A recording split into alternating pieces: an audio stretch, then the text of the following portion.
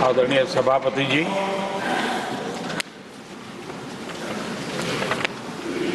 आदरणीय राष्ट्रपति जी ने भारत की उपलब्धियों के बारे में, दुनिया की भारत से अपेक्षाओं के बारे में और भारत के सामान्य मानवी का आत्मविश्वास, विकसित भारत बनाने का संकल्प, इन सारे विषयों को लेकर के विस्तार से चर्चा की है। देश को आगे की दिशा भी दिखाई है। आदरणीय राष्ट्रपति जी का अभिभाषण प्रेरक भी था, प्रभावी भी था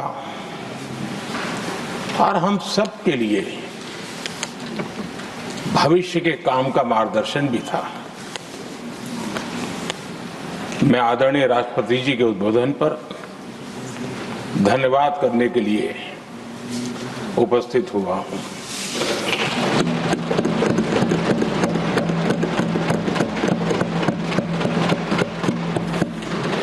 आदरणीय सभापति जी, करीब 70 से भी ज्यादा माननीय सांसदों ने अपने बहुमूल्य विचारों से इस आभार प्रस्ताव को समृद्ध करने का प्रयास किया है। यहां पक्ष प्रतिपक्ष दोनों तरफ से चर्चा हुई। हर किसी ने अपने अपने तरीके से राष्ट्रपति जी के अभिभाषण को जिसने जैसे समझा वैसे यहां समझाया और उन्होंने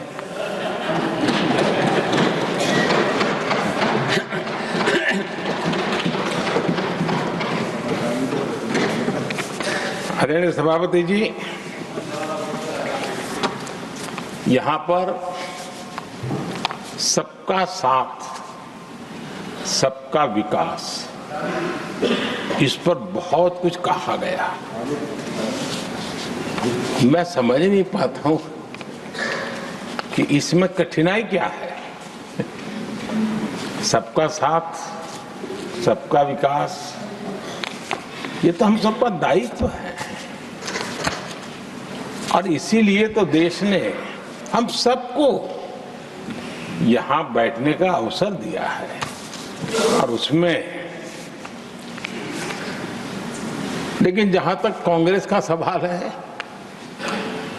उनसे सबका साथ, सबका विकास, इसके लिए कोई अपेक्षा करना, मैं समझता हूं कि बहुत बड़ी गलती हो जाएगी।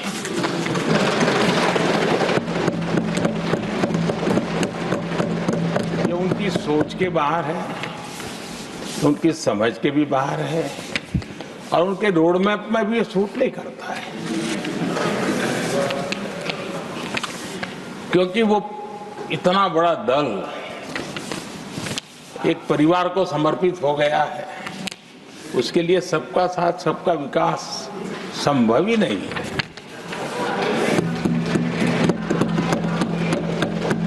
आदरणीय सभापति जी, कांग्रेस ने राजनीति का एक ऐसा मॉडल तैयार किया था जिसमें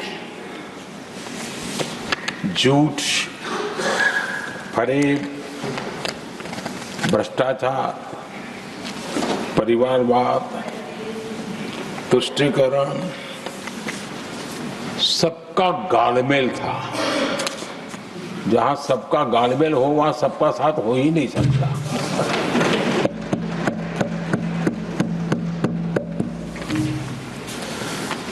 आदरणीय सभापति जी, कांग्रेस के मॉडल में सर्वोपरि है फैमिली फर्स्ट और इसलिए उनकी नीति रीति, उनकी वाणी, उनका वर्तन, उस एक चीज को संभालने में ही खपता रहा है। 2014 के बाद देश ने हमें सेवा करने का अवसर दिया और मैं उन देश की जनता का आभारी हूं कि हमें तीसरी बार लगातार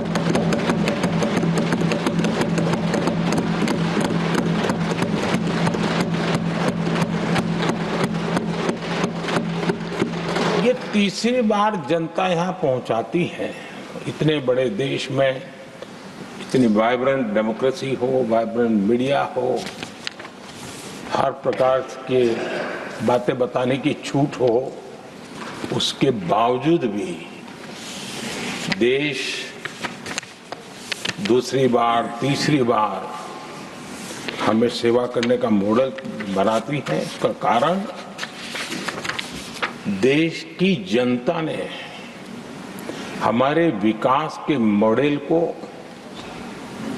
परखा है, समझा है और समर्थन दिया है। और हमारा ये विकास का मॉडल को अगर मुझे एक शब्द में कहना है तो मैं ये कहूंगा, नेशन फर्स्ट, राष्ट्र प्रथम। इसी एक उम्दा भावना और समर्पित भाव से हमने लगातार अपनी नीतियों में, अपने कार्यक्रमों में, हमारे वाणी में, वर्तन में इसी एक बात को मानदंड मान करके देश की सेवा करने का प्रयास किया है। और आदरणीय सभापति जी, मैं बड़े गर्व के साथ भी कहता हूं, बड़े संतोष के साथ कहता हूं कि एक लंबे अरसे तक, 5-6 दशक तक देश के सामने अल्टरनेट मॉडल क्या हो, तराजू पर तोलने का कोई अवसर ही नहीं मिला था। लंबे अरसे के बाद 2014 के बाद देश को एक अल्टरनेट मॉडल क्या हो सकता है, अल्टरनेट काम कार्यशैली क्या हो सकती है, प्रायोरिटीज क्या हो सकती है, इसका एक नया मॉडल देखने को मिला है। और ये नया मॉडल तुष्टीकरण नहीं, संतुष्टीकरण पर भरोसा।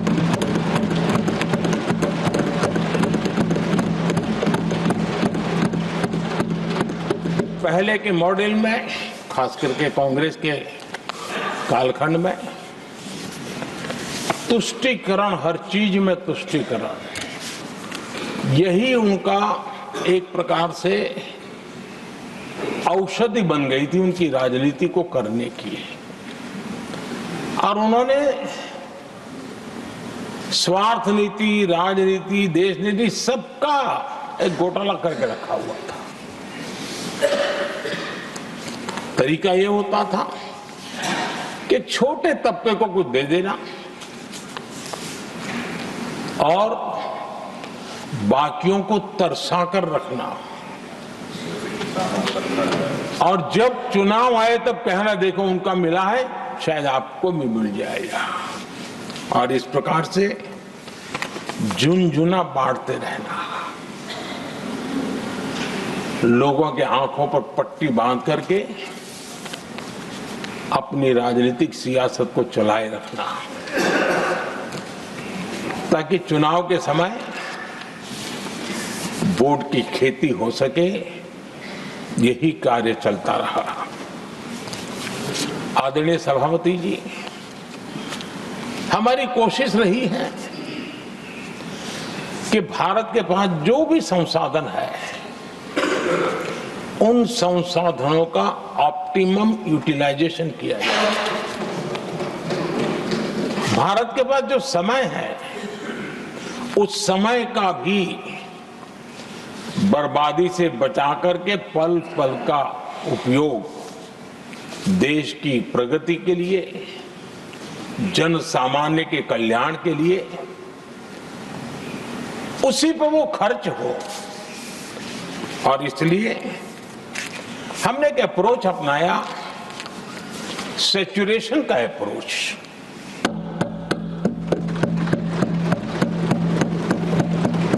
पैर उतने ही लंबे करने जितनी चद्दर हो, लेकिन जो योजना बने, जिनके लिए वो योजना बने, उनको वो 100% उसका बेनिफिट होना चाहिए। किसी को दिया, किसी को नहीं दिया, किसी को लटका करके रखा और उसको हमेशा प्रताड़ित करते रखना और उसको निराशा की गर्त में धकेल देना, उन सिचुएशन से हमने बाहर आकर के सैचुरेशन अप्रोच की ओर हमारे काम को आगे बढ़ाया है। बीते दशक में हमने हर स्तर पर सबका साथ, सबका विकास की भावना को जमीन पर उतारा है और वो आज देश में जिस प्रकार से बदलाव नजर आ रहा है, फल के रूप में हम अनुभव करने लगे हैं। हमारे गवर्नेंस का भी मूल मंत्र यही रहा है, सबका साथ, सबका विकास। हमारी ही सरकार ने SC, ST एक्ट को मजबूत बनाकर दलित और आदिवासी समाज के सम्मान और उनके सुरक्षा के संबंध में अपनी प्रतिबद्धता भी दिखाई और हमने उसको बढ़ाया।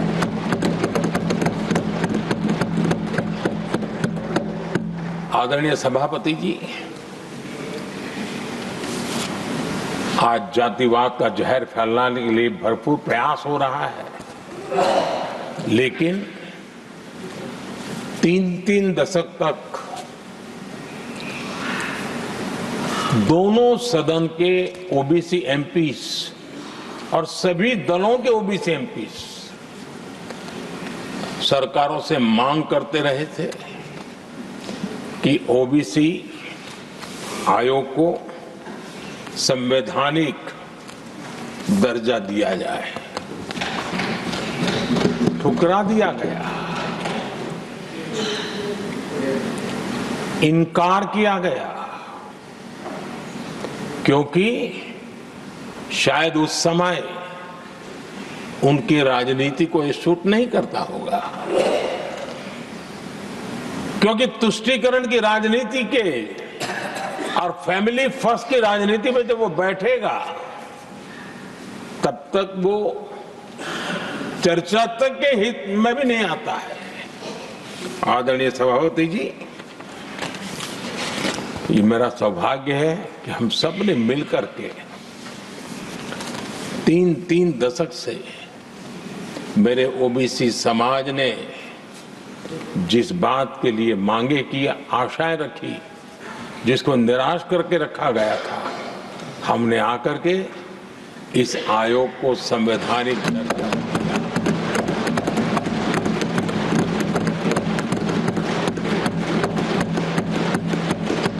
और हमने सिर्फ उनकी मांग पूरी की इतना नहीं, हमारे लिए उनका मान सम्मान भी उतना ही महत्वपूर्ण है, क्योंकि देश के 140 करोड़ देशवासियों को हम जनता जनार्दन के रूप में पूजने वाले लोग हैं।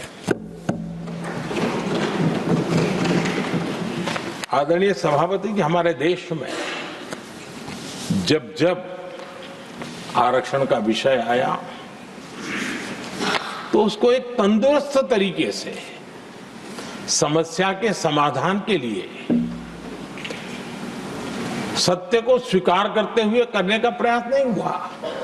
हर चीज में देश में विभाजन कैसे हो, तनाव कैसे पैदा हो, एक दूसरे के खिलाफ दुश्मनी कैसे पैदा हो, वही तरीके अपनाए गए हैं। देश आजाद होने के बाद जब ये प्रयास हुए हैं, इसी तरीके से हुए हैं।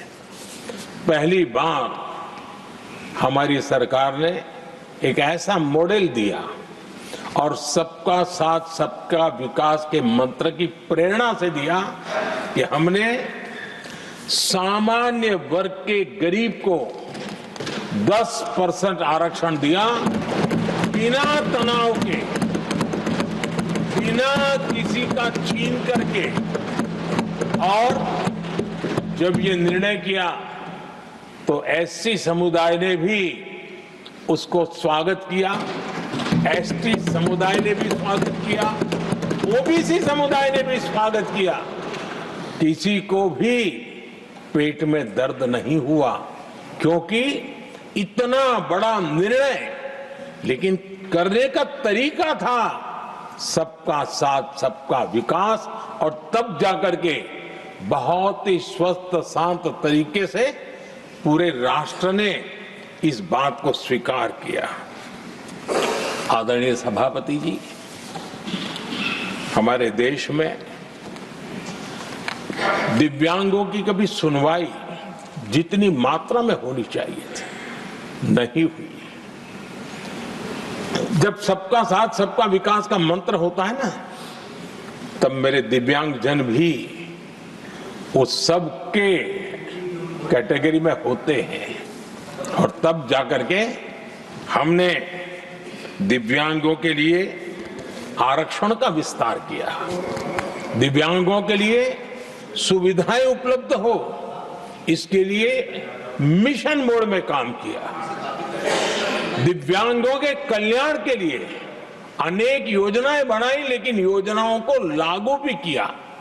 ये इसके कारण इतना ही नहीं, आदरणीय सभापति जी, ट्रांसजेंडर कम्युनिटी के अधिकारों को लेकर के हमने उसको कानूनी रूप से उसको पुख्त करने के लिए प्रामाणिकता पूर्वक प्रयास किया। सबका साथ सबका विकास के मंत्र को हम कैसे जीते हैं, ये हमने समाज के उस उपेक्षित वर्ग की तरफ भी हमने बड़ी संवेदना के साथ देखा। आदरणीय सभापति जी, भारत की विकास यात्रा में नारी शक्ति के योगदान को कोई नकार नहीं सकता, लेकिन उनको अगर अवसर मिले और वो नीति निर्धारण का हिस्सा बने तो देश की प्रगति में और गति आ सकती है। और इस बात को ध्यान में रखते हुए हमने ही, और इस सदन का पहला निर्णय हुआ, हम देशवासी गर्व कर सकते हैं, सदन इस बात के लिए याद रखा जाएगा, ये नया सदन सिर्फ उसके रूप रंग के लिए नहीं, ये नया सदन का पहला निर्णय था नारी शक्ति बंधन। इस नए सदन को हम किसी और तरीके से भी कर सकते थे, हम हमारी वाहवाही के लिए भी उपयोग कर सकते थे, पहले भी होता था, लेकिन हमने तो मातृशक्ति की वाहवाही के लिए इस सदन का आरंभ किया था, और मातृशक्ति के आशीर्वाद से ये सदन अपना कार्य आरंभ किया है। आदरणीय सभापति जी, हम जानते हैं, इतिहास की तरफ अब थोड़ी नजर करें,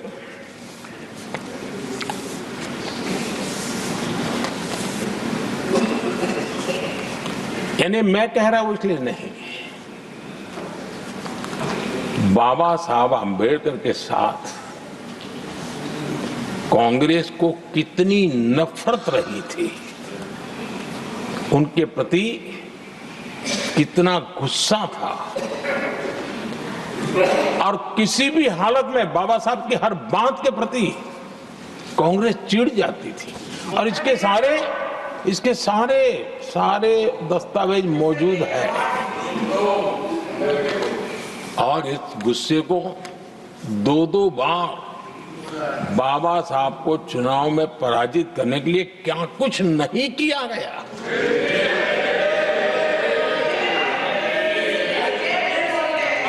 कभी भी बाबा साहब को कभी भी बाबा साहब को भारत रत्न के योग्य नहीं समझा गया।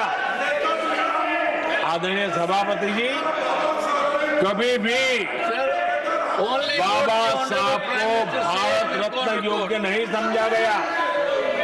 इतना ही नहीं, आदरणीय सभापति जी, इस देश के लोगों ने बाबा साहब की भावना का आदर किया, सर्व समाज ने आदर किया, और तब आज मजबूरन कांग्रेस को जय भीम बोलना पड़ रहा है, उनका मुंह सूख जाता है।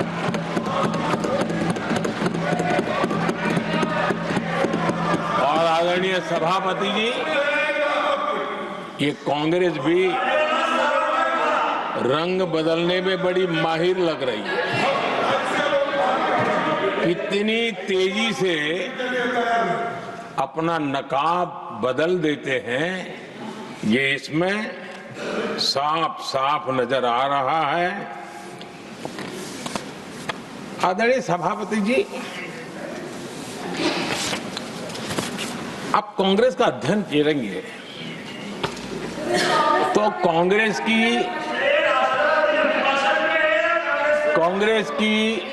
राजनीति, जैसे हमारा मूल मंत्र रहा सबका साथ सबका विकास, वैसा उनका हमेशा रहा कि दूसरे की लकीर छोटी करना।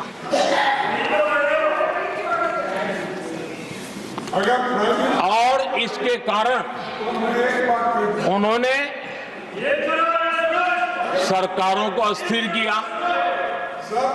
किसी भी राजनीतिक दल की सरकार कहीं बनी तो उसको अस्थिर कर दिया, क्योंकि लकीर छोटी करो दूसरे की, इसी काम में वो लगे रहे।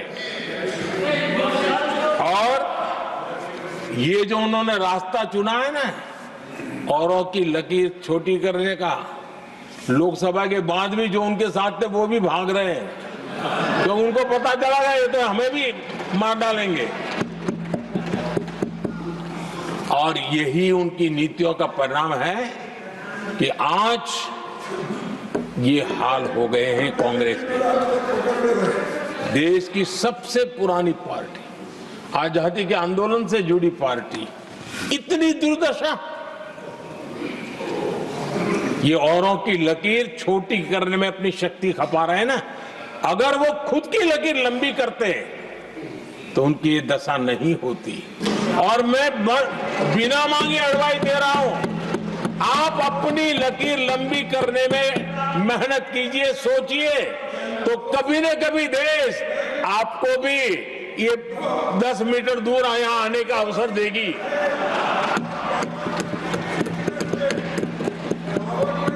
आदरणीय सभापति जी, बाबा साहब ने SC/ST समुदाय की बुनियादी चुनौतियों को बहुत बारीकी से समझा था, बहुत गहराई से समझा था, और खुद भुक्तभोगी थे, इसलिए दर्द भी था, पीड़ा भी थी, और समाज का कल्याण करने की कई जज्बा भी था। और बाबा साहब ने SC/ST समुदाय के आर्थिक उन्नति के लिए एक स्पष्ट रोडमैप देश के सामने प्रस्तुत किया था, उनकी बातों में प्रस्तुत होता था। और बाबा साहब ने एक बहुत महत्वपूर्ण बात कही थी, मैं उनका कोट पढ़ना चाहता हूं। बाबा साहब ने कहा था, भारत एक कृषि प्रधान देश है, लेकिन दलितों के लिए ये आजीविका का मुख्य साधन बन ही नहीं सकता। ये बाबा साहब ने कहा था। उन्होंने आगे कहा था, और इसके कई कारण हैं। पहला, भूमि खरीदना उनके सामर्थ्य से बाहर है। दूसरा, अगर उनके पास धन भी हो तो भी उनके लिए भूमि खरीदने का कोई अवसर नहीं है। बाबा साहब ने ये एक एनालिसिस किया था और इस परिस्थिति का एनालिसिस करते हुए उनको तो सुझाव था, उन्होंने आग्रह किया था कि दलितों के साथ, हमारे आदिवासी भाई बहनों के साथ, वंचितों के साथ ये जो अन्याय हो रहा है, ये जो मुसीबत में जीने के लिए वो मजबूर हो रहे हैं, इसका एक उपाय है देश में इंडस्ट्रियलाइजेशन को बढ़ावा दिया जाए। औद्योगिकरण के पक्षकार थे बाबा साहब, क्योंकि औद्योगिकरण करने के पीछे उनकी कल्पना साफ थी। स्किल बेस्ड जॉब्स और एंटरप्रेन्योरशिप के लिए, आर्थिक आत्मनिर्भरता के लिए दलित, आदिवासी, वंचित समूहों को एक अवसर मिलेगा और उसे वो उत्थान का एक सबसे महत्वपूर्ण हथियार मानते थे। लेकिन आजादी के इतने सालों के बावजूद भी, इतने साल कांग्रेस को सत्ता में रहने का अवसर मिला, तब भी बाबा साहब की इन बातों को पर गौर करने का भी उनको समय नहीं था। उन्होंने बाबा साहब की इस विचारों को पूरी तरह खारिज कर दिया। एससी एसटी समुदाय की आर्थिक लाचारी बाबा साहब समाप्त करना चाहते थे। उसे कांग्रेस ने ऐसा उल्टा काम किया कि उसको गहरा संकट बना दिया। आदरणीय सभापति जी, 2014 में हमारी सरकार ने इस सोच को बदला और हमने प्राथमिकता देते हुए स्किल डेवलपमेंट, फाइनेंशियल इंक्लूजन और इंडस्ट्रियल ग्रोथ पर हमने जोर दिया। हमने पीएम विश्वकर्मा योजना बना करके समाज का वो तबका जिसके बिना समाज की रचना ही संभव नहीं है, और हर गांव में छोटे छोटे रूप में बिखरे हुए समाज, जो पारंपरिक कार्य करने वाले हमारे विश्वकर्मा भाई बहन, लोहार हो, कुम्हार हो, समाज के सोनार हो, ऐसे सारे जो वर्ग के लोग हैं, पहली बार देश में उनके लिए कोई चिंता हुई और उनको ट्रेनिंग देना, टेक्नोलॉजिकल अपग्रेडेशन के लिए नए औजार देना, डिजाइनिंग में उनको मदद करना, आर्थिक सहायता करना, उनके लिए बाजार उपलब्ध कराना, ये सारे दिशाओं में एक विशेष काम हमने अभियान चलाया हुआ है। और समाज का ये वर्ग है जिसकी तरफ किसी ने ध्यान नहीं दिया, और समाज नियंत्रण में जिसका महत्वपूर्ण रोल है, उस विश्वकर्मा समाज की हमने चिंता। आदरणीय सभापति जी, हमने मुद्रा योजना शुरू करके जिन लोगों को पहली बार उद्यम के क्षेत्र में आना था, उनको निमंत्रित किया, उनको प्रोत्साहित किया। बिना गारंटी को लोन देने का एक बहुत बड़ा अभियान हमने चलाया, ताकि समाज में ये बहुत बड़ा समुदाय है जो आत्मनिर्भरता के अपने सपने को पूरा कर सके, और उसमें बहुत बड़ी सफलता मिली। हमने एक योजना और भी बनाई, स्टैंड अप इंडिया, जिसका मकसद था एससी एसटी समुदाय के हमारे भाई बहन और कोई भी समाज की महिला, उसको बैंक से 1 करोड़ रुपए का बिना गारंटी को लोन, ताकि वो अपना कारोबार। और हमने इस बार बजट में इसको डबल कर दिया है, और मैंने देखा है कि लाखों ऐसे नौजवान इस वंचित समुदाय से, या लाखों बहनें आज मुद्रा योजना के द्वारा अपना कारोबार करना शुरू किया है, और खुद को तो रोजगार पाया ही, लेकिन उन्होंने किसी एक दो और लोगों को भी रोजगार दिया है। आदरणीय सभापति जी, हर कारीगर का सशक्तिकरण, हर समुदाय का सशक्तिकरण और जो बाबा साहब का सपना था उसको पूरा करने का काम मुद्रा योजना के माध्यम से हमने किया है। आदरणीय सभापति जी, जिसको किसी ने नहीं पूछा उसको मोदी पूजता है।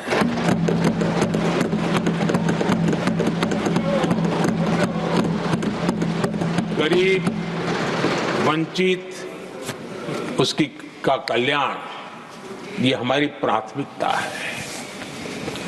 इस वर्ष के बजट में भी आप देखिए, लेदर इंडस्ट्री, फुटवेयर इंडस्ट्री, ऐसे अनेक छोटे दायरे के विषयों को हमने स्पर्श किया है और इसका सबसे बड़ा लाभ गरीब और वंचित समुदाय के लोगों को मिलने वाला है, जो इस बजट पे घोषणा की। अब उदाहरण के रूप में टॉयज की बात करें, समाज के इस प्रकार के वर्ग के लोग ही टॉयज बनाने के काम में हैं। हमने उस पर ध्यान केंद्रित किया। बहुत सारे गरीब परिवारों को अनेक प्रकार की उसमें मदद दी गई और उसका परिणाम आज आया है कि टॉयज, हम इंपोर्ट करने की आदत में फंसे हुए थे, आज हमारे टॉयज 3 गुना एक्सपोर्ट हो रहे हैं और जिसका फायदा समाज के एक बहुत ही नीचे के तबके में जीने वाले, मुसीबतों से गुजारा करने वाले समुदाय को मिल रहा है। आदरणीय सभापति जी, हमारे देश में एक बहुत बड़ा समुदाय है, मछुआरा समुदाय। इन मछुआरे साथियों के लिए हमने एक अलग मिनिस्ट्री तो बनाई, लेकिन जो बेनिफिट किसान क्रेडिट में किसानों को मिलता था, हमने वो किसान क्रेडिट कार्ड के सारे बेनिफिट हमारे मछुआरे भाई बहनों को भी दिया, ये सुविधा दी। अलग मिनिस्ट्री बनाई, ये काम किया और करीब 40,000 करोड़ रुपया हमने इसके अंदर इंफ्यूज किया।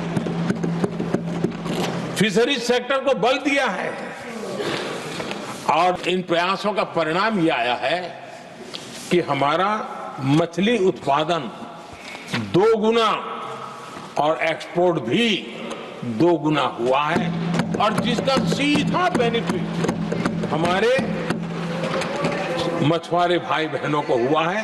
यानी समाज के सबसे उपेक्षित हमारे बंधु हैं, उनको हमने सबसे ज्यादा प्राथमिकता दे करके हमने काम करने का प्रयास किया है।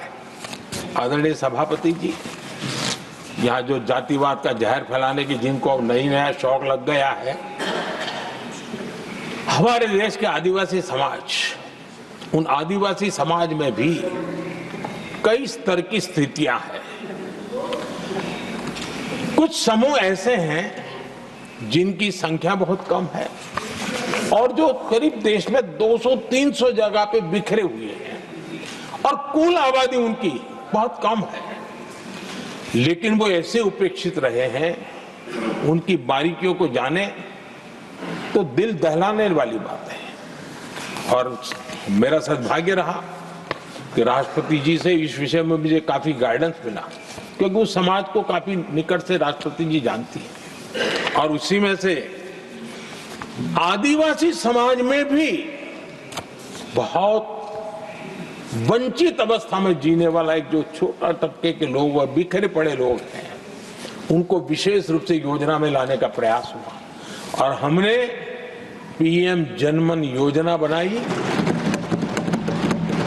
और 24,000 करोड़ रुपए ताकि उनको कुछ सुविधाएं मिले, उनके कल्याण के काम हो और वे भी सबसे पहले तो अन्य आदिवासी समाज की बराबरी तक तो पहुंचे और फिर पूरे समाज की बराबरी करने के लिए योग्य बने। उस दिशा में हमने काम किया है। आदरणीय सभापति जी, समाज के अलग अलग तबकों की चिंता तो की है। हमने देश के अलग अलग भूभाग में भी कुछ ऐसी स्थितियां हैं कि जिसमें बहुत पिछड़ापन है। जैसे हमारे सीमावर्ती गांव, उनको बैकवर्ड विलेज करके छोड़ दिया गया था, आखिरी गांव करके छोड़ दिया गया था। हमने सबसे पहले मनोवैज्ञानिक परिवर्तन लाया।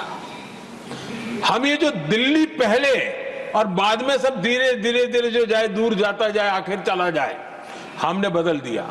हमने तय किया कि सीमा पर जो लोग हैं वो पहले और वो अंदर की तरफ आता जाए। जहां सूरज की किरण सबसे पहले आती है और जहां सूरज की आखिरी किरण भी जिनके पास होती है, ऐसे आखिरी गांव उनको हमने फर्स्ट विलेज के रूप में विशेष दर्जा देते हुए, विशेष योजना बनाते हुए हमने उनके विकास के कामों को, इतना ही नहीं, उसको प्राथमिकता इतनी दी कि मैंने पिछले टर्म में मंत्री परिषद के साथियों को ऐसे दूर दराज के गांवों में 24 घंटे रुकने के लिए भेजा था। और -15 डिग्री वाले कुछ विलेजेस थे, वहां भी हमारे मंत्री वहां जाकर के रुके थे, उनको समझने का, उनकी समस्याओं के समाधान के लिए प्रयास किया था। और हमने 15 अगस्त 26 जनवरी में जो मेहमान बुलाते हैं, उसमें भी ये जो सीमा पर बसे हुए हमारे पहले विलेज है, आज उनके प्रधानों को हम 26 जनवरी 15 अगस्त में बुलाते हैं। राष्ट्रपति जी के यहाँ एट होम में होते हैं, क्योंकि हमारी कोशिश है सबका साथ सबका विकास, और इसलिए खोजते रहते हैं कि हम किसको, अभी भी पहुंचना बाकी है, चलो जल्दी करो। आदरणीय सभापति जी, वाइब्रेंट विलेज की योजना देश की सुरक्षा के लिए भी बहुत उपयोगी हो रही है, बहुत महत्वपूर्ण हो रही है, और हम उसको भी बल दे रहे हैं। आदरणीय सभापति जी, राष्ट्रपति जी ने गणतंत्र के 75 वर्ष के मौके पर संविधान निर्माताओं से प्रेरणा लेने का भी आग्रह अपने अभिभाषण में किया है। मैं आज बड़े संतोष के साथ कह सकता हूं कि हमारे संविधान निर्माताओं की जो भावना थी, उसी का आदर करते हुए, उसी से प्रेरणा लेते हुए हम आज आगे बढ़ रहे हैं। कुछ लोगों को लगता होगा ये यूसीसी क्या लाए हैं, लेकिन जो संविधान सभा की डिबेट पढ़ेंगे उनको पता चलेगा कि हम उस भावना का यहाँ लाने का प्रयास कर रहे हैं। कुछ लोगों की राजनीति आड़े आती होगी, लेकिन हम संविधान निर्माताओं की इस भावना को जीते हैं ना, तब जाकर के ये साहस करते हैं और कमिटमेंट के साथ पूरा करने का प्रयास करते हैं। आदरणीय सभापति जी, संविधान निर्माताओं का आदर करना चाहिए था। संविधान निर्माताओं के एक एक बात से प्रेरणा लेने की थी, लेकिन ये कांग्रेस है जिसने आजादी के तुरंत बाद ही संविधान निर्माताओं की भावनाओं की धज्जियां उड़ा दी थी। और ये दुख के साथ मुझे कहना पड़ रहा है।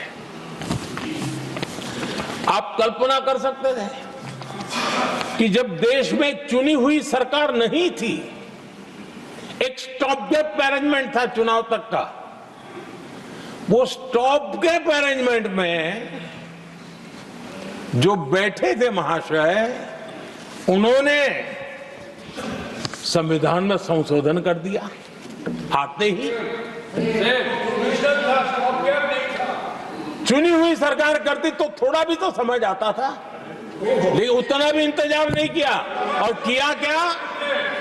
किया क्या उन्होंने फ्रीडम ऑफ स्पीच को कुचला, फ्रीडम ऑफ स्पीच को कुचला। अखबारों पर, प्रेस पर लगाम लगाई और डेमोक्रेट का टैग लगाकर घूमते रहे दुनिया में। देश के डेमोक्रेसी का महत्वपूर्ण स्तंभ उसको कुचलने का काम हुआ और ये संविधान की भावना का पूरी तरह अनादर था। आदरणीय सभापति जी, देश की पहली सरकार थी, नेहरू जी प्रधानमंत्री थे और मुंबई में जब नेहरू जी प्रधानमंत्री थे तब मुंबई में मजदूरों की एक हड़ताल हुई। उसमें मशहूर गीतकार मजरूह सुल्तानपुरी जी ने एक गीत गाया था, कॉमनवेल्थ का दास है। ये कविता उन्होंने गाई थी। कविता गाने मात्र के गुणे में नेहरू जी ने देश के एक महान कवि को जेल में ठूस दिया।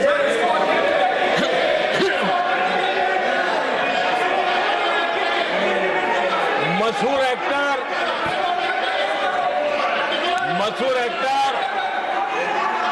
बलराज साहनी जी सिर्फ एक जुलूस में शामिल हुए थे, आंदोलन करने वालों के जुलूस में शामिल हुए थे, इसलिए बलराज साहनी जी को जेल में बंद कर दिया गया।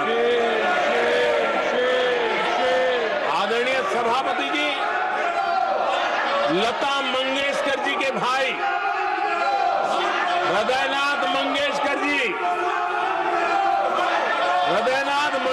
जी ने वीर सावरकर पर एक कविता स्वरबद्ध करके आकाशवाणी पर प्रस्तुत करने का योजना बनाई। इतने मात्र पर हृदयनाथ मंगेशकर जी को आकाशवाणी से हमेशा के लिए बाहर कर दिया गया। आदरणीय सभापति जी, इसके बाद देश ने इमरजेंसी का भी दौर देखा है। आदरणीय सभापति जी, इस देश ने इमरजेंसी का भी दौर देखा है। संविधान की किस प्रकार से कुचला गया, संविधान के स्पिरिट को किस प्रकार से रौंदा गया और वो भी सत्ता सुख के लिए किया गया, ये देश जानता है। और इमरजेंसी में प्रसिद्ध सिने कलाकार देवानंद जी से आग्रह किया गया कि वे इमरजेंसी का समर्थन करें पब्लिकली। देवानंद जी ने साफ साफ इमरजेंसी पर समर्थन करने से इनकार कर दिया। उन्होंने हिम्मत दिखाई और इसलिए दूरदर्शन पर देवानंद जी की सभी फिल्मों को प्रतिबंधित कर दिया गया।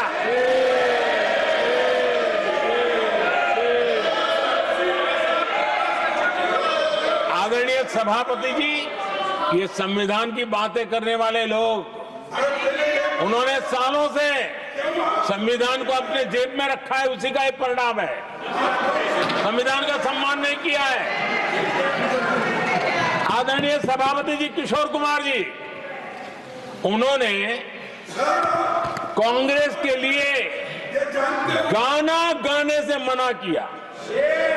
इस एक गुनाह के लिए आकाशवाणी पर किशोर कुमार के सभी गानों को प्रतिबंधित कर दिया गया।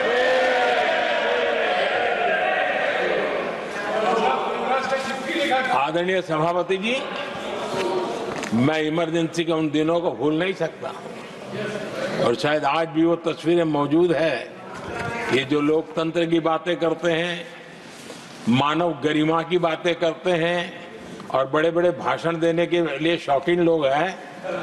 आपातकाल में जॉर्ज फर्नांडिस समेत देश के महानुभावों को हथकड़ियां पहनाई गई थी, जंजीरों से बांधा गया था। संसद के सदस्य, देश के गणमान्य नेता, उनको हथकड़ियां और जंजीरों से बांधा गया था। इनके मुंह में संविधान शब्द शोभा नहीं देता है।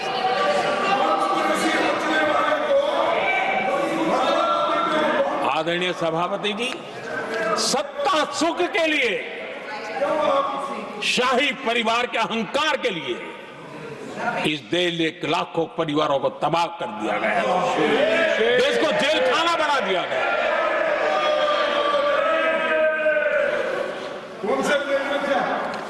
बहुत लंबा संघर्ष चला। ये अपने आप को बहुत बड़ा तीसमार मारने वालों को जनता जनार्दन की ताकत को स्वीकार करना पड़ा, घुटने टेकने पड़े और देश में जनता जनार्दन के सामर्थ्य से इमरजेंसी हटी। ये भारत के लोगों की रगों में जो लोकतंत्र है ना, उसी का परिणाम था।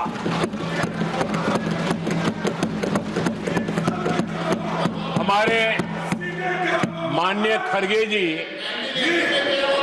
आपके सामने बढ़िया बढ़िया शेर सुनाते रहते हैं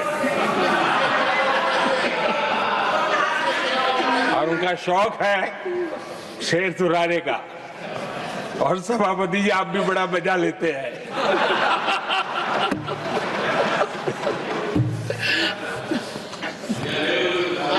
एक शेर मैंने भी कहीं पढ़ा था,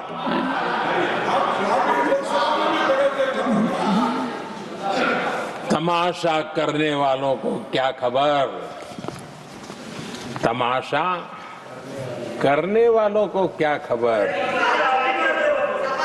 हमने कितने तूफानों को पार कर दिया जलाया है, हमने कितने तूफानों को पार कर दिया जलाया है।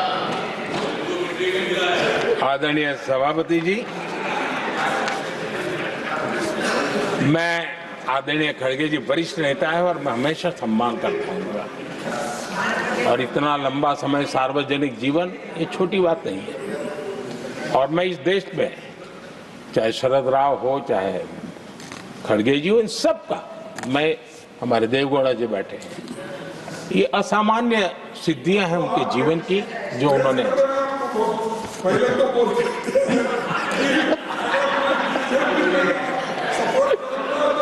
ऐसा है खड़गे जी, आपको आपके घर में तो ये बातें सुनने को नहीं मिलेगी, नहीं बताऊंगा।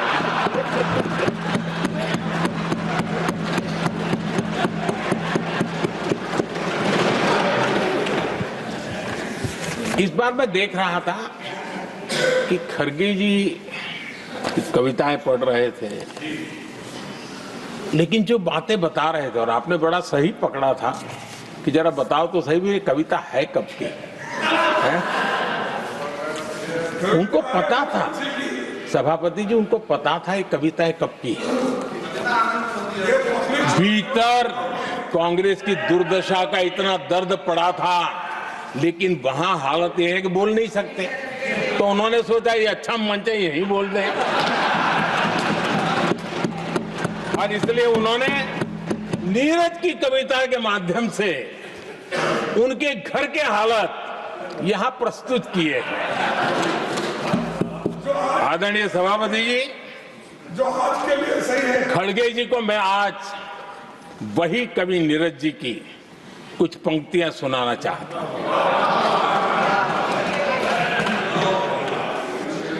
कांग्रेस सरकार का जो दौर था उस समय नीरज जी ने ये कविताएं लिखी थी और उसमें उन्होंने कहा था, है बहुत अंधियारा, है बहुत अंधियारा, अब सूरज निकलना चाहिए, अब सूरज निकलना चाहिए।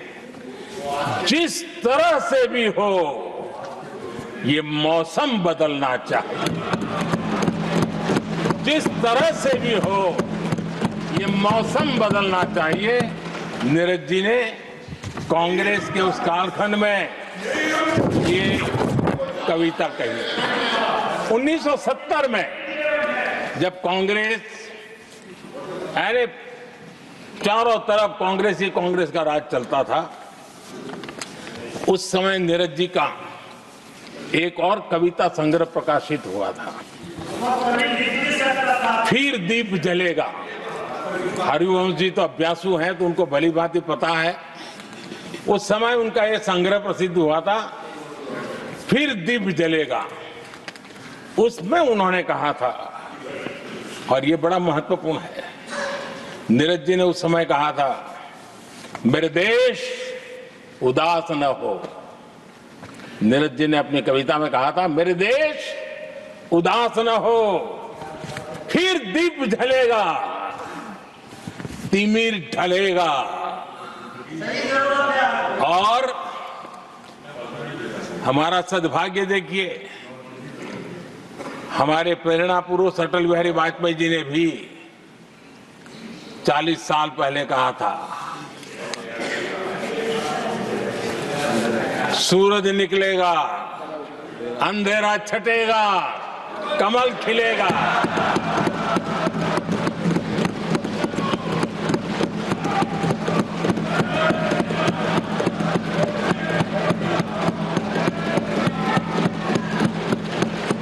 आदरणीय नीरज जी ने कहा था, जब तक कांग्रेस का सूरज चमकता रहा, देश ऐसा ही अंधेरे में रहता रहा।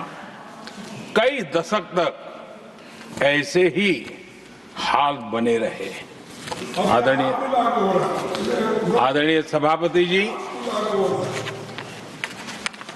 गरीबों को शक्ति देने के लिए, गरीबों के सशक्तिकरण के लिए जितना काम हमारे कार्यकाल में हुआ है, हमारी सरकार के द्वारा हुआ है, इतना पहले कभी नहीं हुआ। गरीबों का सशक्तिकरण और गरीब ही गरीबी को परास्त करे, उस दिशा में हमने योजनाओं को आकार दिया। और मुझे मेरे देश के गरीबों पर भरोसा है, उनके सामर्थ्य में भरोसा है। अगर अवसर मिल जाए ना, तो वो हर चुनौतियों को पार कर सकता है। और गरीब ने करके दिखाया, योजनाओं का लाभ लेते हुए, अवसरों का फायदा उठाते हुए, सशक्तिकरण के माध्यम से 25 करोड़ गरीबी को परास्त करने में सफल हुए। 25 करोड़ लोगों को गरीबी से बाहर निकालना, ये हमारे लिए गर्व का विषय है कि हमने एक बहुत बड़ा काम किया है। जो लोग गरीबी से निकले हैं, कठोर परिश्रम करके निकले हैं, सरकारी पर भरोसा करते हुए, योजनाओं को आधार बना करके, और आज गरीबी से निकलकर वो एक न्यू मिडिल क्लास हमारे देश में अर्जित हुआ है। आदरणीय सभापति जी, मेरी सरकार इस न्यू मिडिल क्लास और मिडिल क्लास के साथ डट करके खड़ी है और बहुत कमिटमेंट के साथ हम खड़े हैं। हमारे न्यू मिडिल क्लास और मिडिल क्लास की आकांक्षाएं आज देश के लिए गति देने वाली शक्ति है। हमारे देश की एक नई ऊर्जा है, देश की प्रगति का सबसे बड़ा आधार है। हम मिडिल क्लास के, नियर मिडिल क्लास के सामर्थ्य को बढ़ाना चाहते हैं। हमने मिडिल क्लास के लिए एक बहुत बड़े हिस्से को टैक्स में इस बजट में जीरो कर दिया।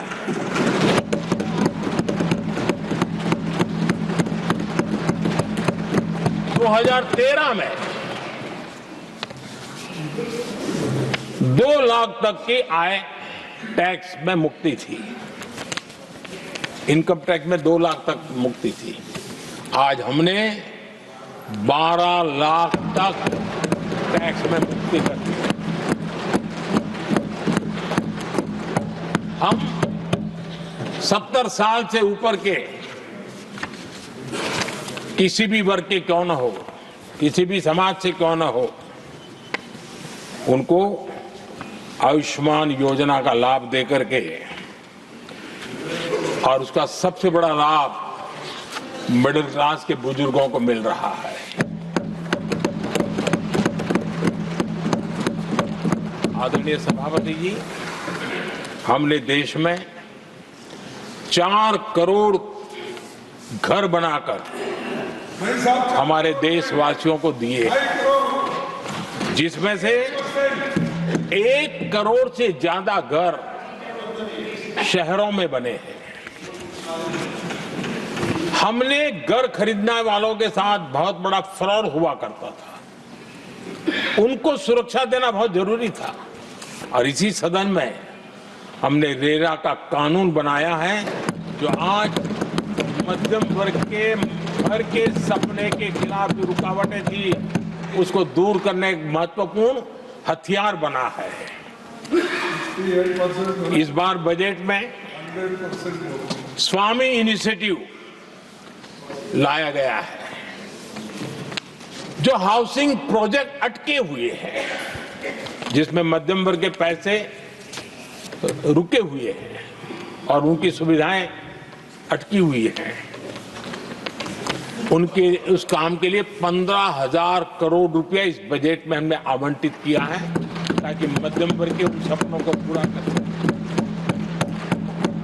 आदरणीय सभापति जी, स्टार्टअप का रिवॉल्यूशन जिसको आज दुनिया ने देखा है, और उसका एक प्रभाव भी है।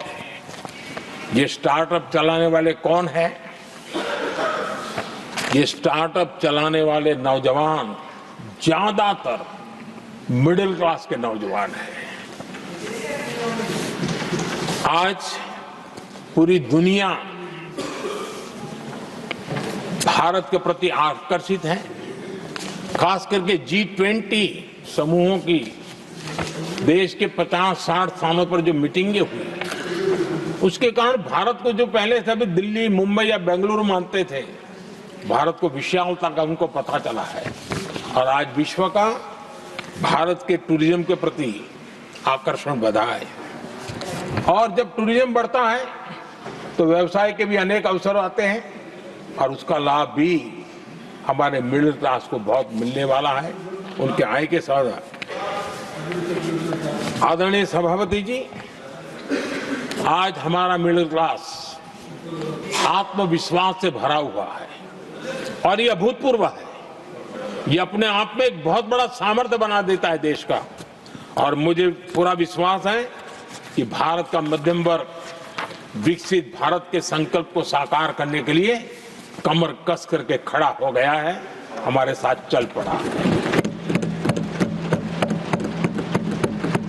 आदरणीय सभापति जी, विकसित भारत के निर्माण में सबसे बड़ा रोल देश के युवाओं का है। हमें डेमोग्राफी का डिविडेंड, उस पर हमारा भी बल है। जो अभी स्कूल कॉलेज में है, वही विकसित भारत के सबसे बड़े लाभार्थी बनने वाले हैं, और इसलिए उनके अंदर एक स्वाभाविक भाव है कि जैसे जैसे उनकी उम्र बढ़ेगी, वैसे वैसे देश की विकास की यात्रा बढ़ेगी, और जो उनके लिए एक बहुत बड़ा और एक प्रकार से विकसित भारत का बेस हमारे यहाँ स्कूल कॉलेज के नौजवान है, वो हमारा सामर्थ्य है।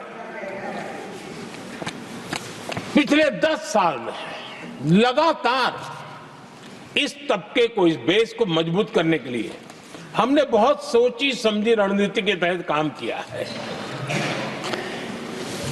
21वीं सदी की शिक्षा कैसी होनी चाहिए, शिक्षा नीति के लिए पहले सोचा तक नहीं गया। जो चलता है चलने दो, जैसा होता है होते रहो। करीब 3 दशक के अंतराल के बाद नई राष्ट्रीय शिक्षा नीति लेकर के हम आए। 3 दशक के अंतराल। इस नीति के तहत बहुत सारे इनिशिएटिव हैं। उसमें एक की मैं चर्चा करता हूं, पीएम श्री स्कूल। ये पीएम श्री स्कूल आज करीब 10-12 हजार स्कूल ऑलरेडी बन चुके हैं और नए बनाने की दिशा में हम आगे बढ़ रहे हैं। आदरणीय सभापति जी, एक महत्वपूर्ण निर्णय हमने शिक्षा नीति में बदलाव लाया है। मातृभाषा में पढ़ाई और मातृभाषा में परीक्षा, इस पर हमने बल दिया है। देश आजाद हुआ, लेकिन ये कुछ गुलामी की मानसिकता कहीं कहीं जकड़ के रखा था ना, उसमें ये हमारी भाषा भी थी। हमारी मातृभाषा के साथ घोर अन्याय हुआ और गरीब का बच्चा, दलित का बच्चा, आदिवासी का बच्चा, वंचित का बच्चा वो इसलिए रुक जाए ताकि उसको लैंग्वेज नहीं आती है। ये उसके साथ घोर अन्याय था। और सबका साथ सबका विकास का मंत्र मुझे चैन से सोने नहीं देता था। और इसमें मैंने कहा कि देश में मातृभाषा में शिक्षा, मातृभाषा में डॉक्टर बने, मातृभाषा में इंजीनियर बने। जिनको अंग्रेजी भाषा पढ़ने नसीब नहीं हुई, उनके सामर्थ्य को हम रोक नहीं सकते। हमने बहुत बड़ा बदलाव किया है और उसके कारण आज गरीब माँ का, विधवा माँ का भी बच्चा आज डॉक्टर इंजीनियर के सपने देखने लगा। आदिवासी युवाओं के लिए एकलव्य मॉडल स्कूलों का हमने विस्तार किया है। 10 साल पहले करीब 150 एकलव्य विद्यालय थे, आज 470 है, 470 हो। और अब हम 200 और ज्यादा एकलव्य स्कूल की दिशा में आगे बढ़ रहे हैं।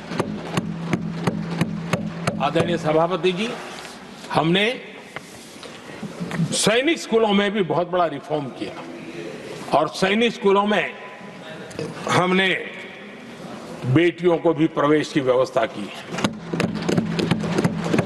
आप स्वयं सैनिक स्कूल के विद्यार्थी रहे। पहले बेटियों के लिए उसके दरवाजे बंद थे और आप भी जानते हैं कि सैनिक स्कूलों का महात्मा क्या होता है, उसका सामर्थ्य क्या होता है, जिसने आप जैसे व्यक्तियों को जन्म दिया है।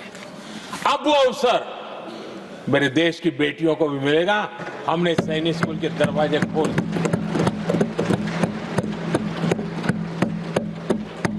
और अभी हमारी सैकड़ों बेटियां देशभक्ति के इस माहौल में अपनी पढ़ाई कर रही हैं और देश के लिए जीने का जज्बा सहज रूप से उनके भीतर पनप रहा है। आदरणीय सभापति जी, युवाओं के ग्रूमिंग में एनसीसी की बहुत बड़ी भूमिका है। हम में से जो भी एनसीसी के संपर्क में रहा है उसे मालूम है कि उस उम्र में और उस कालखंड में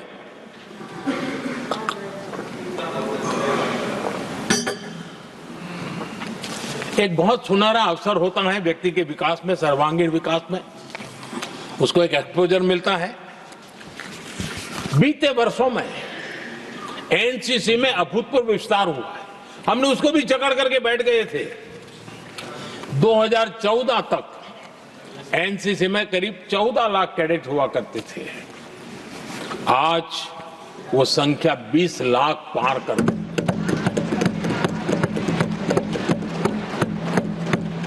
आदरणीय सभापति जी, देश के युवाओं में जो उमंग है, उत्साह है, नया कुछ कर गुजरने की इच्छा है, रूटीन काम से भी हटकर के कुछ करने का उनका इरादा है, ये साफ नजर आता है।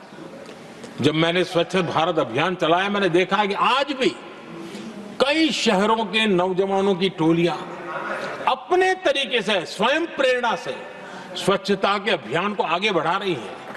कोई झुग्गी झोपड़ी में जाकर के शिक्षा के लिए काम कर रहे हैं, कई नौजवान कुछ न कुछ कर रहे हैं। इन सारी बातों को देख करके हमें लगा कि देश के युवाओं को एक अवसर मिलना चाहिए, संगठित रूप से प्रयास होना चाहिए और इसके लिए हमने माय भारत एक आंदोलन शुरू किया है। मेरा युवा भारत, माय भारत। आज करीब 1.5 करोड़ से ज्यादा युवाओं ने उसमें अपनी रजिस्ट्री करवाई है और देश के वर्तमान विषयों पर चर्चा करना, मंथन करना, समाज को जागरूक करना, सक्रियता से ये नौजवान अपनी प्रेरणा से कर रहे हैं। उनको स्पून फीडिंग की जरूरत नहीं पड़ रही है। वो अपने सामर्थ्य से अच्छी चीजों को हाथ लगा करके आगे बढ़ रहे हैं। आदरणीय सभापति जी, खेल का क्षेत्र, स्पोर्ट्समैन स्पिरिट को जन्म देते हैं और जिस देश में स्पोर्ट जितना व्यापक होता है उस देश के अंदर वो स्पिरिट अपने आप पनपता है। खेल प्रतिभा को बल देने के लिए हमने अनेक आयामों पर काम शुरू किया है।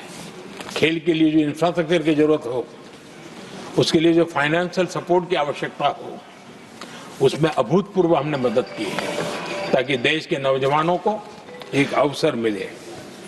Target Olympic podium scheme tops और खेलो इंडिया अभियान हमारे स्पोर्ट्स इकोसिस्टम को पूरी तरह ट्रांसफॉर्म करने की ताकत रखते हैं और हम अनुभव भी कर रहे हैं। पिछले दिनों 10 साल में जितने भी इंटरनेशनल स्पोर्ट्स इवेंट हुए हैं, भारत ने अपना झंडा गाड़ दिया, भारत ने अपना सामर्थ्य दिखा दिया, भारत के नौजवानों ने अपना लोहा बनवा लिया है और उसमें हमारी बेटियां भी उतना ही दमखम के साथ दुनिया के सामने भारत की ताकत का प्रदर्शन कर रही है। आदरणीय सभापति जी, किसी भी देश को विकासशील से विकसित की जो यात्रा होती है उसमें जन कल्याण के कामों का अपना महत्व है, लोक कल्याण के कामों का अपना महत्व है, लेकिन इंफ्रास्ट्रक्चर एक बहुत बड़ा कारण होता है, बहुत बड़ी ताकत होता है और विकासशील से विकसित की यात्रा इंफ्रास्ट्रक्चर से गुजरती है और हमने इंफ्रास्ट्रक्चर का इस महत्व को समझा है और हमने इस पर बल दिया है। और जब इंफ्रास्ट्रक्चर की बात होती है तो ये भी जरूरी है कि वो समय सर पूरे हो, जिसकी हम कल्पना करें, योजना करें, आवश्यकता समझे, लेकिन लटके रहे तो उसका फायदा नहीं मिलता है, उससे टैक्सपेयर का पैसा भी बर्बाद होता है और देश उस लाभ से वंचित रह जाता है, अनेक सालों तक इंतजार करता है, उसका बहुत बड़ा भारी नुकसान होता है जिसको शब्दों में गिना नहीं जा सकता है। कांग्रेस के कालखंड में अटकाना, भटकाना, लटकाना ये उनका कल्चर बन गया था और उसके कारण ये राजनीति का हिस्सा था। इस प्रोजेक्ट को करने देना, नहीं करने देना, उसमें राजनीतिक तराजू रहता था। सबका साथ सबका विकास का मंत्र नहीं होता था। एक भी नहीं होना। इस कांग्रेस कल्चर से मुक्ति पाने के लिए हमने एक प्रगति नाम की व्यवस्था बनाई और उस नियमित रूप से मैं स्वयं इस प्रगति प्लेटफॉर्म के माध्यम से इंफ्रास्ट्रक्चर का प्रोजेक्ट्स का डिटेल मॉनिटरिंग करता हूं। कभी ड्रोन से भी उस एरिया की वीडियोग्राफी और लाइव इंटरेक्शन करता हूं, काफी मैं उसमें इन्वॉल्व रहता हूं।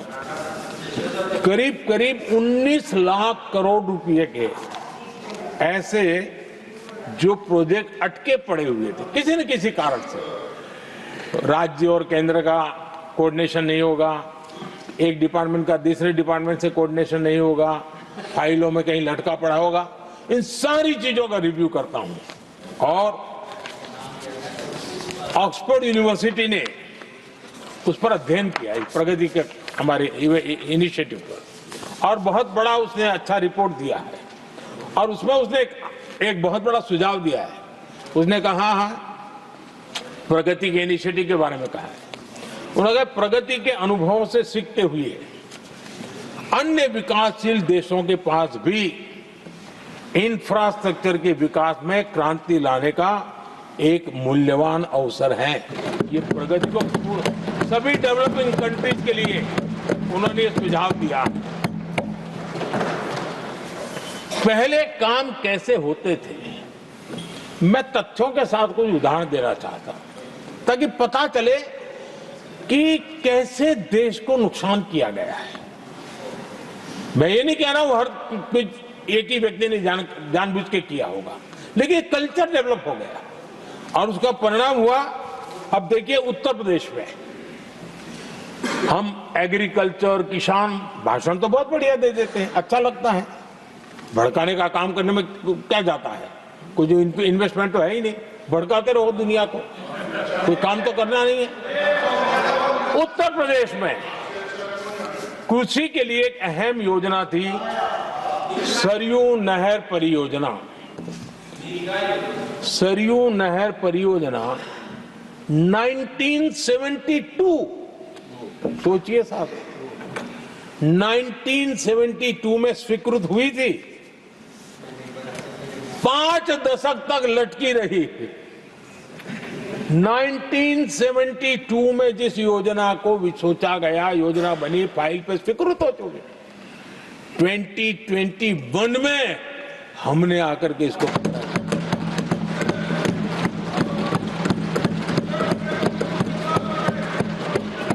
आदरणीय सभापति जी, जम्मू कश्मीर की Udhampur Srinagar Baramulla rail line, Udhampur Srinagar Baramulla rail line in 1994 में स्वीकृत हुई थी। 1994 में ये रेल लाइन भी वर्षों तक लटकी रही। 3 दशक बाद आखिरकार हमने 2025 में इसे पूरा किया।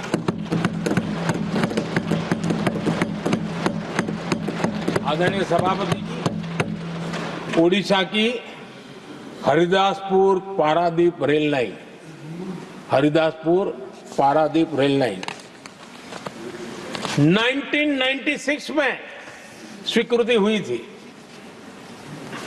ये भी वर्षों तक अटकी रही और ये भी 2019 में हमारे कार्यकाल में पूरी हुई। आदरणीय सभापति जी, असम का बोगीबिल ब्रिज 1998 में स्वीकृत हुआ था, ये भी हमारी सरकार ने 2018 में पूरा किया। और मैं ऐसे आपको सैकड़ों उदाहरण दे सकता हूं। अटकाना, लटकाना, भटकाना, ये कल्चर कितने देश को बर्बाद किया है, सैकड़ों उदाहरण दे सकता हूं। आप कल्पना कर सकते हैं, कांग्रेस ने अपने कार्यकाल में देश के लिए, देश जिसके लिए हकदार था, जो होने की संभावनाएं भी थी, इस प्रगति का न करते हुए कितनी बर्बादी की है, इसका आप अंदाज लगा सकते हैं। इंफ्रास्ट्रक्चर प्रोजेक्ट्स में सही प्लानिंग और समय सही एग्जीक्यूशन, इसके लिए पीएम गति शक्ति नेशनल मास्टर प्लान बनाया है। पीएम गति शक्ति में जो लोग डिजिटल वर्ल्ड में इंटरेस्टेड हैं, उनके लिए जरूरी है समझना, और मैं तो चाहूंगा इसको राज्यों ने भी उपयोग करना चाहिए। पीएम गति शक्ति प्लेटफॉर्म में 1600 डेटा लेयर्स हैं हमारे देश के अलग अलग कामों के, और निर्णय प्रक्रिया को तेज करते हैं, सरल करते हैं, और उसको लागू करने में भी बहुत तेजी से उसको लागू किया जा सकता है। तो आज गति शक्ति प्लेटफॉर्म अपने आप में एक बहुत बड़ा इंफ्रास्ट्रक्चर के काम को गति देने वाला आधार बन गया है। आदरणीय सभापति जी, आज के नौजवानों को ये जानना बहुत जरूरी है कि उनके माँ बाप को मुसीबतों से जिंदगी क्यों गुजारनी पड़ी, देश की ऐसी हालत क्यों हुई, उनको जानना बहुत जरूरी है। अगर बीते दशक में डिजिटल इंडिया के लिए हम प्रोएक्टिव न होते, हम कदम न उठाते, तो आज जैसी सुविधाएं लेने में हमें कई साल इंतजार करना पड़ता। ये हमारे प्रोएक्टिव डिसीजन और प्रोएक्टिव एक्शन का परिणाम है कि आज हम समय के साथ या कहीं कहीं समय से आगे चल रहे हैं। आज देश में 5G टेक्नोलॉजी दुनिया में सबसे तेज गति से व्याप्त हमारे देश में हो रहा है। आदरणीय सभापति जी, मैं अतीत के अनुभवों से कह रहा हूं, कंप्यूटर हो, मोबाइल फोन हो, एटीएम हो, ऐसी कई टेक्नोलॉजी दुनिया के कई देशों में हमारे से बहुत पहले पहुंच चुकी थी, लेकिन भारत में आते आते दशकों बीत गए तब जाकर के पहुंचा। अगर मैं हेल्थ की बात करूं, बीमारी की बात करूं, टीकाकरण की बात करूं, जैसे चेचक, बीसीजी का टीका,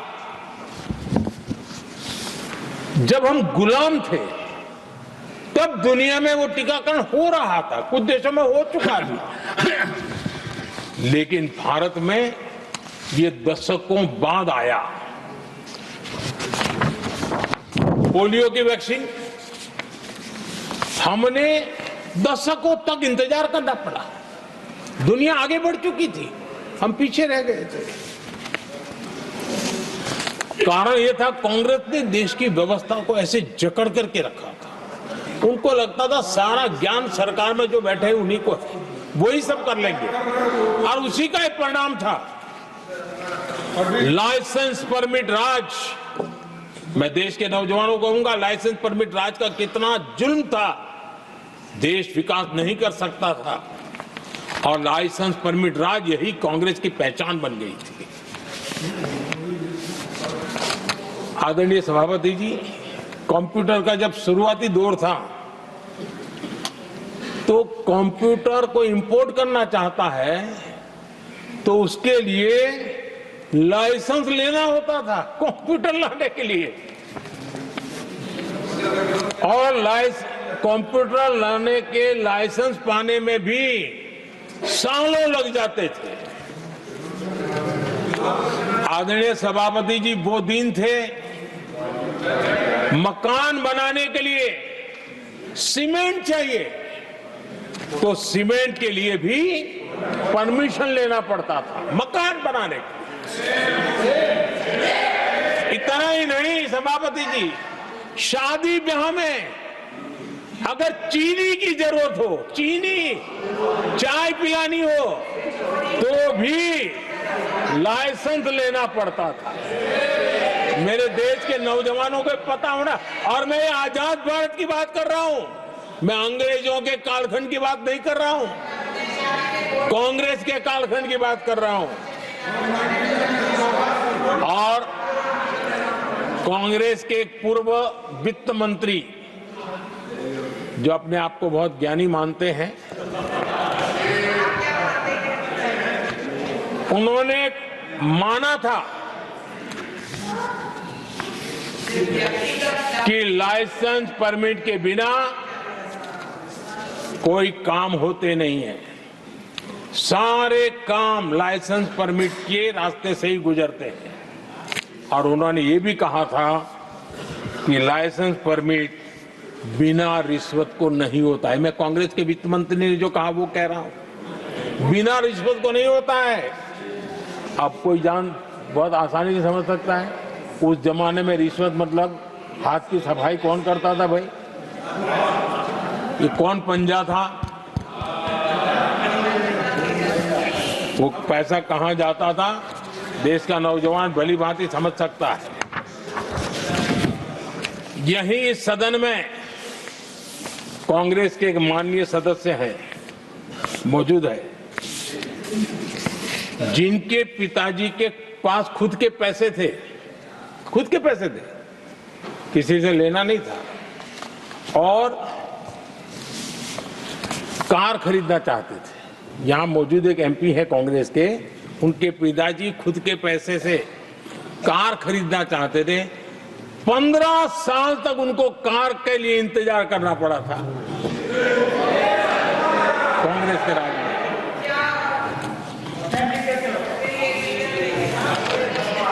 आदरणीय सभापति जी, हम सब जानते हैं, स्कूटर लेना हो तो बुकिंग करवा के पैसा देना, 8-8, 10-10 साल एक स्कूटर खरीदने में लग जाता था। और अगर मजबूरी में स्कूटर मानो बेचना पड़ा तो उसके लिए सरकार से परमिशन लेनी पड़ती थी। यानी कैसे देश चलाया इन लोगों ने। और इतना ही नहीं, गैस सिलेंडर एमपी को कूपन दिया जाता था, कि तुम इलाके में 25 लोगों को गैस कनेक्शन दे सकते हो। गैस सिलेंडर के लिए कतार लगती थी। टेलीफोन कनेक्शन, नाक को दम आ जाता था टेलीफोन कनेक्शन के लिए। देश के नौजवानों को पता होना चाहिए कि ये जो आज बड़े बड़े भाषण झाड़ रहे हैं, उन्होंने क्या किया था, देश को पता होना चाहिए। आदरणीय सभापति जी, ये सारी पाबंदियां और लाइसेंस राज की नीतियों ने भारत को दुनिया की सबसे धीमी आर्थिक वृद्धि दर में धकेल दिया। लेकिन क्या आप जानते हैं, इस कमजोर वृद्धि दर को, इस विफलता को दुनिया में किस नाम से कहने की शुरुआत हो गई? हिंदू रेट ऑफ ग्रोथ कहने लगे। एक समाज का पूरा अपमान, विफलता सरकार में बैठे हुए लोगों की, काम न करने के सामर्थ्य बैठे हुए लोगों का, समझ शक्ति का अभाव बैठे हुए लोगों का, दिन रात भ्रष्टाचार में डूबे हुए लोगों का, और गाली पड़ी एक बहुत बड़े समाज को, हिंदू ग्रेट ऑफ ग्रोथ। आदरणीय सभापति जी, शाही परिवार के आर्थिक कुप्रबंधन और गलत नीतियों के कारण पूरे समाज को दोषी ठहराया गया और दुनिया भर में बदनाम किया गया। जबकि हम इतिहास देखें तो भारत के लोगों का तरीका और नीतियां, भारत के स्वभाव में लाइसेंस राज नहीं था, परमिट नहीं थी। भारत के लोग सदियों से, हजारों साल से खुले में विश्वास करते थे, और हम उन समुदाय में सबसे पहले थे जो दुनिया भर में मुक्त व्यापार, फ्री ट्रेड, उसमें मेहनत करते थे, काम करते थे। सदियों पहले भारतीय व्यापारी दूर दराज के देशों तक व्यापार करने के लिए जाते थे, कोई बंधन नहीं थे, कोई रुकावटें नहीं थे। ये हमारी प्रकृति की संस्कृति थी, हमने उसको तबाह करके रख दिया। आज जब पूरी दुनिया भारत की आर्थिक क्षमता को पहचानने लगी है, आज दुनिया तेज गति से आगे बढ़ने वाले देश के रूप में देख रही है, तो आज दुनिया भारत रेट ऑफ ग्रोथ दुनिया देख रही है और हर भारतीय को इसका गौरव है। और हम अपनी अर्थव्यवस्था का विस्तार कर रहे हैं।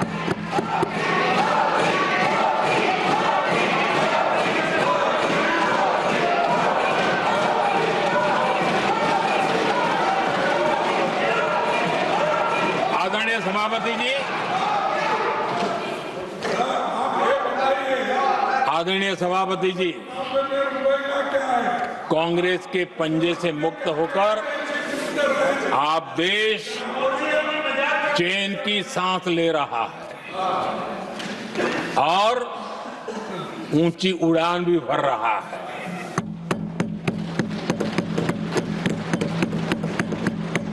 कांग्रेस के लाइसेंस राज और उसकी कुनीतियों से बाहर निकलकर हम मेक इन इंडिया को बढ़ावा दे रहे हैं। भारत में मैन्युफैक्चरिंग बढ़ाने के लिए हमने पीएलआई स्कीम शुरू की, एफडीआई से जुड़े रिफॉर्म्स किए। आज भारत दुनिया का दूसरा सबसे बड़ा मोबाइल प्रोडक्शन वाला देश बना है।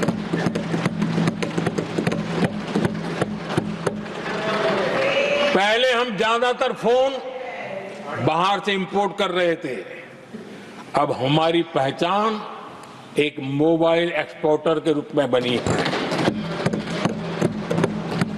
आदरणीय सभापति जी, आज भारत की पहचान डिफेंस मैन्युफैक्चरिंग की बनी है।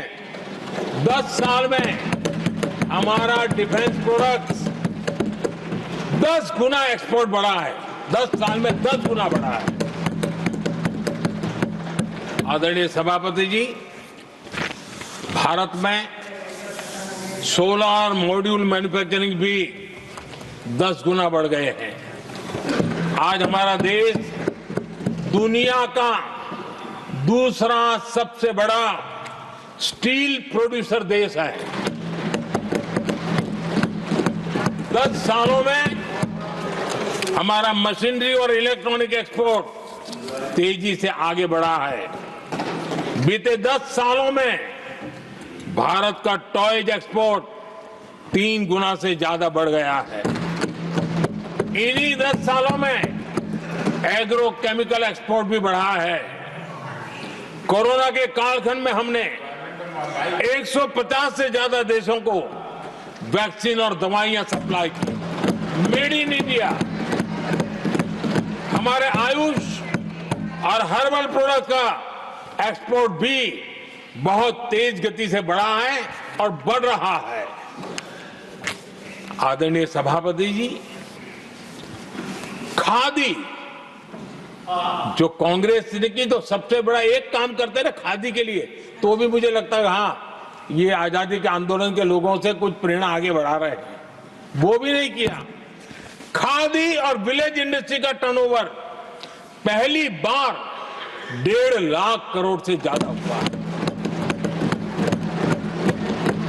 10 साल में इसका प्रोडक्शन भी 4 गुना हुआ।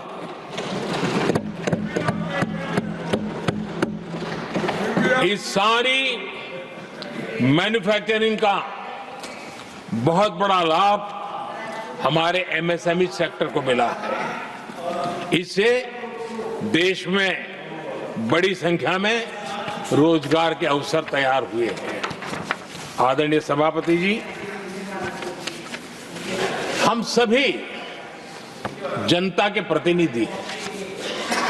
हम जनता जनार्दन के सेवक हैं।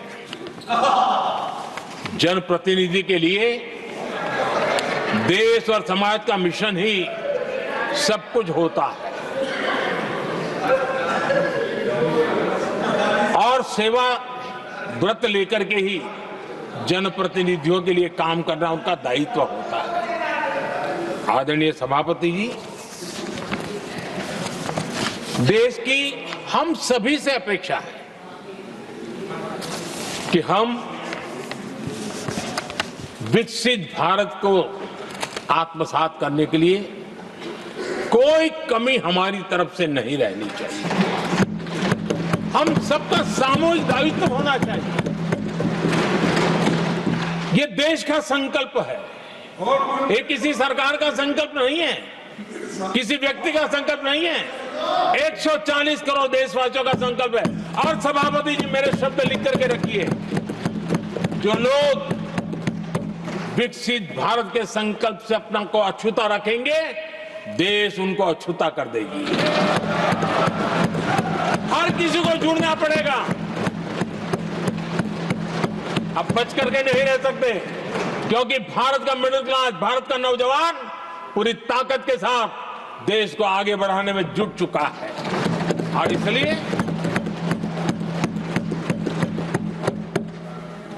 आदरणीय सभापति जी, जब प्रगति की राह पर देश चल पड़ा है, विकास की नई ऊंचाइयों को देश अर्जित कर रहा है, तब हम सबकी भूमिका बड़ी महत्वपूर्ण है।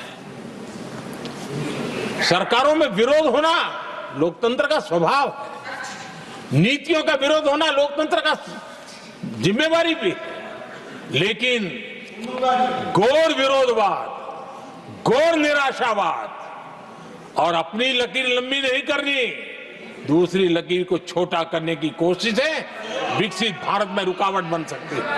हमें उसे मुक्त होना होगा और हमें आत्ममंथन भी करना होगा, निरंतर मंथन करना होगा। मुझे भरोसा है कि सदन में जो चर्चा हुई है उसमें से जो उत्तम चीजें हैं उसको लेकर के हम आगे बढ़ेंगे और हमारा मंथन जारी रहेगा। हमें निरंतर ऊर्जा राष्ट्रपति जी के उद्बोधन से मिलती रहेगी। एक बार फिर राष्ट्रपति जी का मैं हृदय से आभार व्यक्त करता हूं और सभी माननीय सांसदों का भी आभार व्यक्त करता हूं। बहुत बहुत धन्यवाद।